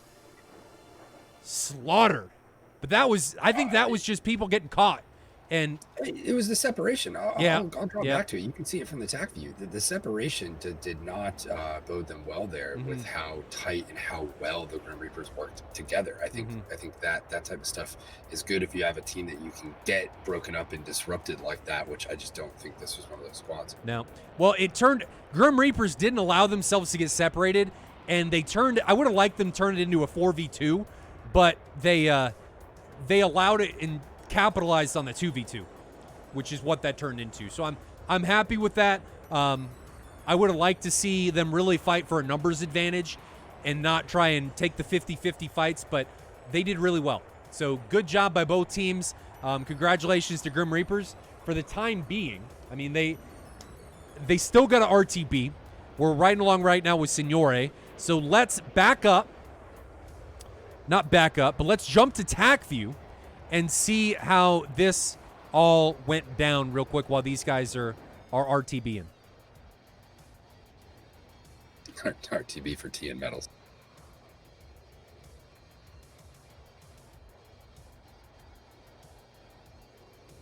Indeed, yeah, to echo Comey there. Convincing win for sure. For sure. Okay, so we're here in round 2 in the TAC view. And I'm going to move this down to this screen so we don't have the cursor problem anymore. Okay. And just keep watching. You'll build those points back up, bud. Just gotta log some time. So nothing really happens here for a while. Nothing really. Oh, okay. The first problem that happened for Joint Task Force France was Marco flying headlong into that missile. That didn't help. That did not help at all. When we talk about the unknown facials, they're a problem. They're a serious problem. I mean, when you can prepare yourself for the incoming face mile, it's a lot easier to take. But this missile was launched by Bear from 19 miles. And I'm going to assume that he's in a bank turn right now, and he's not getting the RWR warning right now. Bank turn, no RWR warning. He has no idea that's coming in. Still in a slight bank turn, still doesn't know it's coming. Still in a bank turn, doesn't know it's coming. And he just flies straight into this. I don't know. Okay. I have a bet that Marco didn't have his RWR on. That's my guess. I don't think he turned it on. Maybe an on-off. Maybe it was an angle thing. I think we both know that can happen too. But yeah, I mean, not having that thing on here seems like a cardinal sin at this point. Sorry, it's not Marco. It's Waromir. Sorry, Waromir, yeah. I'm gonna guess that Waromir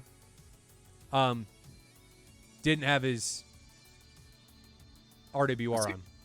Yeah, You can't see it. Comey, try and refresh, because I can see it on the stream. It's there. But I'm betting he didn't have his RWR on. He defeated that one missile. Oh, this one? Yeah. Oh, see, yeah. yeah. Good call. Good point, Shifty. Yeah, So he was probably getting the RWR warning from that, turned into it, thought he defeated that one, and just didn't realize. didn't see it on the RWR warning. And the second missile. Good opportunity to point out here. We often talk about the double shot, and if you space it out and you play it right, like that's done there. Where the second one follows up with a decent spacing after the first, you can actually get and achieve stuff like this. Specifically, if you fire the first one high and the second one low, so you take that long distance shot at that high guy moving fast enough, right? Then drop your altitude down and take another one. The second one coming at him as he's defending, as you've moved closer, has a better chance of getting that kill even sometimes than that first one. So absolutely solid thing to point out there. Okay, so this is Raph. Raph crashes. He's got a missile on him, so this would be a credited kill. It would be a maneuver kill. I think he's just trying to get too low, and he hits. I'm betting he hits his wing. He rolls over. Yeah, he was a little limited on his. And there's going to be a wing strike right there. Yeah, Yep. Right wing strike on the ground, and he just. I think he was too aggressive on the flying low. You don't have to be quite that aggressive, right? Yeah, I think that's tough. And when you're talking aggression, it's always a calculated thing, but that's also a very difficult thing to do at the end of the day. Yeah. So now we're here with Marco. Marco's in a 2v1 situation. This is not a good situation. Both the bandits are higher than him. One of the bandits is Jesus. Squirtle's at Mach 1.4. Marco, you are trucked. You're not getting away. You're dead. I'm sorry. There's nothing you can do in that situation unless you get stupid slow and just notch everything in this that's coming at you. You're not outrunning Squirtle. Good on Squirtle for entering that fight really, really fast. That was really well done. He did take 3 missiles. I don't know why. He did take 3, but at the end of the day, he's still dead. So he gets taken down, and then we're left with Gemini, the lone compadre, the lone survivor. He puts a decent missile out on Squirtle. But he's got to know that that's a flanking contact. The closure rate, even at that distance, does this get line of sighted? Difficult. There's the missile. Ooh. It gets notched. Doesn't get line of sighted. It gets notched. Okay. All right. Well, they are beasts. They're a little bit easier to notch. And then Signore commits into a 1v1 situation here. I really don't like the 1v1. I would like to see Signore go back to a teammate and turn this into a 2v1. He kind of gets lucky that Gemini loses situational awareness, and then he's able to commit, get dazzling picture, and commit back in on the 6 of Gemini. But he gets lucky that Gemini doesn't have a good situational awareness of what's going on. But he's able to capitalize on it and take him down. And Grim Reapers come out of it with 4 pilots remaining. So well done by them. Indeed. And shout out Cornelia. Yeah, I think we've both been enjoying this new format quite a bit. I think with the ability to shift between stuff like we're doing now and the killing two birds with one stone, as you're saying, it really does, I think, give everybody at home watching a lot more content than you were getting kind of previously the way we were doing it. So Yeah. I'm a big fan of the new format. I'm trying just to make it so we're not just watching them RTB and then we go through the tac view. I mean, it's the perfect opportunity to just put it on somebody. You guys can see him RTBing, and then you can, we can still go through the tac view. And then most of the time, the flights are long enough that we can just come back and catch the guys finishing up their RTB, which is what we're doing now. Gurnelli, how's the air racing going? How's it been going? I know you guys had the air race last week. I think 2 there's weeks ago? different classes. Depending on what class and series you're racing, I think there's actually racing going on almost every weekend.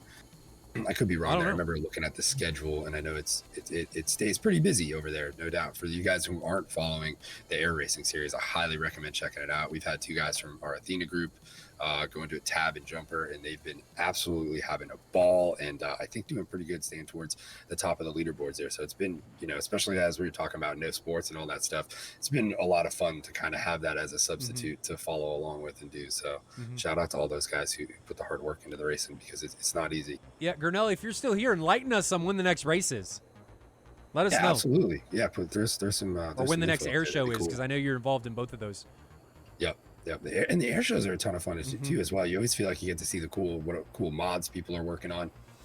I know that VNAO just demoed out that new T45 Goshawk, which looks really cool. I know that's going to be a big boost for the guys running the the virtual air wings out there, to start getting those new guys through qual in the T45s and then moving up to the Hornets and stuff. And I really do. I think when trainers, especially free community trainers, come in, because I know I've had a few friends who they've never done flight simulation at all. So it's really nice to kind of bring someone in one of those trainers and kind of work with them and show them, the ropes of aviation, or virtual aviation in this case, that type of stuff. So definitely a lot of fun when that stuff hits the scene.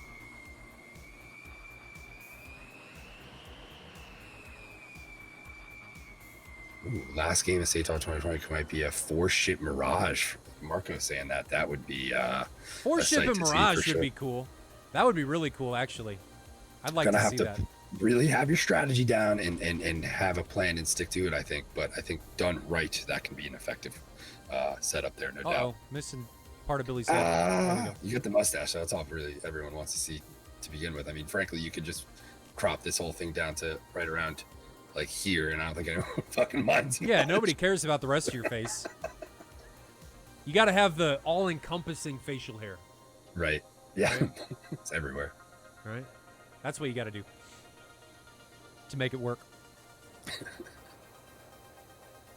Thanks, Comey. Love you too, brother. But I think that Warhammer was the turning point for that matchup, when he just ate that 120. Yeah, no, that definitely. We talk about it almost seemingly every weekend or every match here. Losing that first guy early, and more importantly, I think is the phrase unexpectedly.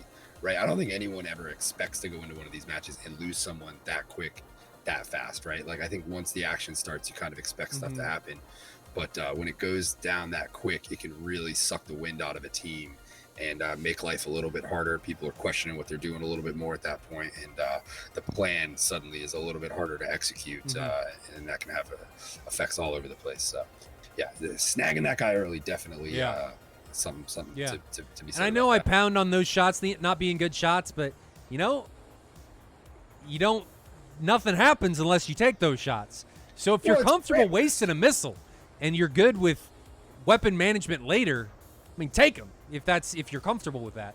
Well, I think there's a checklist of parameters you want to go down, right? And if you go down the checklist and you get enough check boxes, sometimes it does make good sense to shoot that long shot. And we've seen that on here, but I really think, the guys who are successful are the guys who look for the right specific moments to do that. Otherwise, you're just risking wasting a missile. Yeah. The F-16, obviously, it's a little more touch and go because you've only got a couple weapons, but looking at Leighton's aircraft right here, who's just entered the frame, he's still got 4 120s left. Yeah. So I don't know how many Bear had left in that situation, but I think there's 8 120s in frame right now. No, Squirtle doesn't have any, but I saw somebody launch a couple. So I don't know if that was Squirtle or what. Squirtle doesn't have any on his aircraft. But air-to-air TGP coming next week for the Viper. Yes, that is going to be nice. And I'll tell you what, as somebody who flies the Hornet a lot, I've really enjoyed having that capability. I'm curious what we see it do to the aerodynamics. I know it's not it's not a very big hindrance on the 16 in its position. So I don't think we'll see guys being adverse to just throwing it on there and having it. I think the bigger problem with the 16 in the air-to-air targeting pod is the lack of a third screen, right? In the Hornet, you have a third screen you can kind of, allot to that targeting pod for air-to-air operations. In the 16, you're really having to give up an important, desktop space, for lack of a better term there. So I think you really got to be quick on swapping and checking. Yeah, but I think it's pretty easy to flip between using the it is quick you gotta shortcuts on the set yourself DMS. up, I think right? it's DMS. Right. Is it DMS on the left? I believe so, yeah. And you got to kind of set your pod up. I think that's going to be on the pilots to get their pods set up and ready before they get into the action. And so that way, once they do flip to that thing, it is doing exactly what you want. Because you kind of have to do that in the Hornet, right? You really want that thing set in certain area to be able to quickly identify stuff when you need to. I hope it's good. My only complaint, my two complaints with the Viper, I say this every week: G modeling. That's not number one. It's not number two. It's number one. And ACM modes. ACM modes are trash. And not necessarily G modeling. The G onset is what bothers me. Right? That I die all the time. Not all the time. I've gotten used to it. But you can't dogfight in the Viper because you can't pull 9Gs. Your pilot just goes to sleep. One thing we've noticed is the super importance, especially with the 16 with G warm-ups, because it is modeled within DCS. To what level or degree, I don't know. But G warm-ups are fine, but even when you do G warm-ups, you still black out. You do. The G onset is slower, but it doesn't change your maximum blackout, right? So yeah, that's fair. I start blacking out at 7.5 Gs in the Viper that is designed, and from what I understand after talking to Mover and some other F-16 pilots, like they train to hold that for 30 to 60 seconds at 9G. Right, and we can't hold it at all without just instant blackout. The boom, gone. G warm only lasts 3 minutes in DCS. Oh, so that effect of the G, that seems a bit counterintuitive. And after talking to a couple of them, and I talked to Jello from Fighter Pilot Podcast when we were doing the merge for the Cure event, and he said that G warm-ups help, but it doesn't, if I remember correctly, it doesn't help change your maximum G that you can pull. It just makes it more comfortable.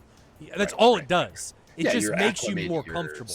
To the stresses at that point. Well, I think he also said that it doesn't necessarily change how fast the Gs come on, like making you black out. It just makes it so that you're ready. Like it's more comfortable to pull it later on down the road. I think that they've said they need to change it. They're going to change it.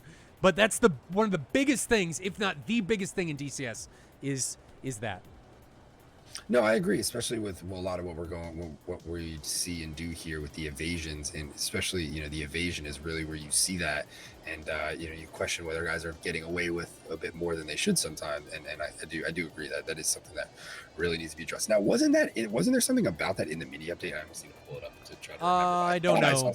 Maybe they talked about it, but I don't know. Well, they moved the goalposts again, so we're not getting the Harms or the Mavericks, I don't think, anymore this week. We're making progress.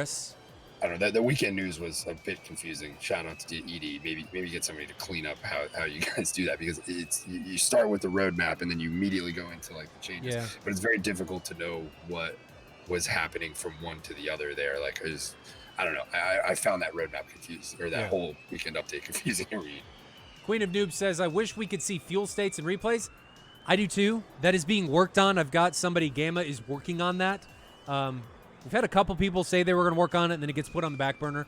One day, we will have it. One day. Comey says, I'd be interested to see the stars, stats. What aircraft has landed the most in SATAL this year? Probably the Hornet. I would say either the Hornet or the 14. I think it's been the Hornet we've seen land the most.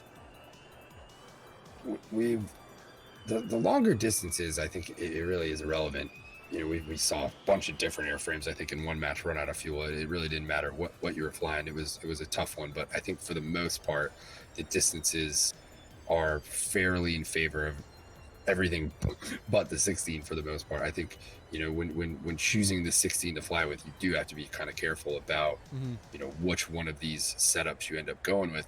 And I think really at the end of the day, it doesn't matter. It's the teams that take these longer flights for the match, you have to understand that you just have less time to do what you need to do. You have to act quicker. You have to be more aggressive. And I think we saw these two teams, considering the distances, actually be fairly good with getting to the bullseye and getting into it, because you just don't have the time on target to hang around and dance like you do in some of these other aircrafts. So yeah, I think that's just an important thing to think about when these teams decide where and what's going on.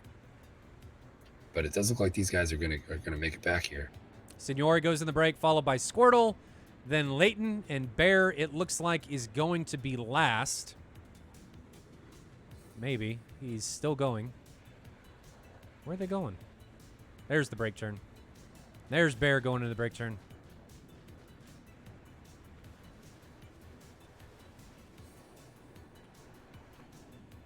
So we'll see how these guys put it down here at Sochi. This is going to be the culmination of this match, as long as all four of them don't blow up somehow. I mean, that would be very bad, but it would send us to round 3. And there is a plus. It would. However, I don't think that's going to happen. Highly unlikely at this point. Squirtle's now coming off of his downwind onto base.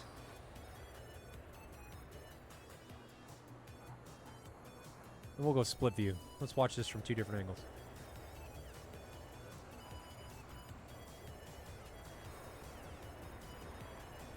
I don't think...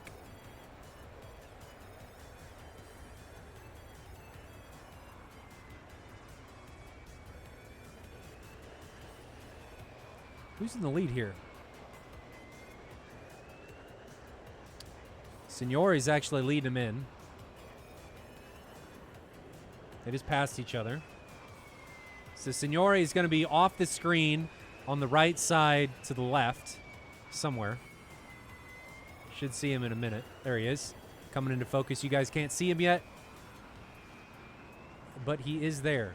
You'll see him in just a moment. These guys are landing in fingertip, or close to fingertip. There he is. The Bear's now coming on to base.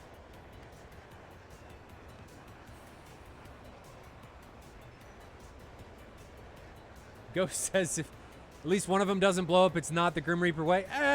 Grim Reapers have gotten a lot better. I think they get a lot of flack. Some of it rightly so. But they've gotten a lot better as a competitive squadron. I mean, they flew last year, and watching them how they fly last year in comparison to this year is like a night and day difference. They're much more organized. I like their liveries. Their formations are pretty good. Their landings are decent. They do pretty well. So it's all good. Let's try and keep a lot of that out of the stream.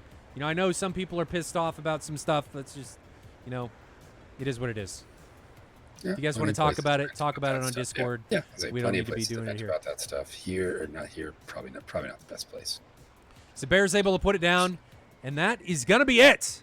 That wraps up Grim Reapers taking on Joint Task Force France. Man, what a round. That was intense. That whole matchup was intense. Fast and Furious once again. So I think it stayed with the theme today. That was rough. Not rough. That was a lot of stuff. I mean, we've seen a couple matches several matches over the past couple weeks where things have gotten started and it's just bam, bam, bam, bam, bam, bam, and doesn't stop until everybody's dead. So it's been a lot of fun to watch. We got one more Gold League match coming next week, which is going to be German Tactical Air Group taking on Outer Haven. That's going to be Tuesday. Thursday is going to be Golden Crown against Eclipse Task Force. And then Saturday is 64th Aggressors against Phoenix Task Force. So Diamond League is back starting next week on Thursday and Saturday. So get ready for that. That's all I got. I don't think I have any notes going out, with the exception of Folds of Honor maybe coming back here soon. That's really it. Billy, anything for you? No, that's. I think I'm pretty good. Okay. Ready to go for some Diamond League action, like everybody in the chat for Yep. sure. Yep. So guys, stay safe out there. I know COVID-19 still rocking and rolling, taking people down. Stay safe, stay healthy. And until next time, stay safe in those virtual skies, and I'll see you guys later. Notch or die. See ya.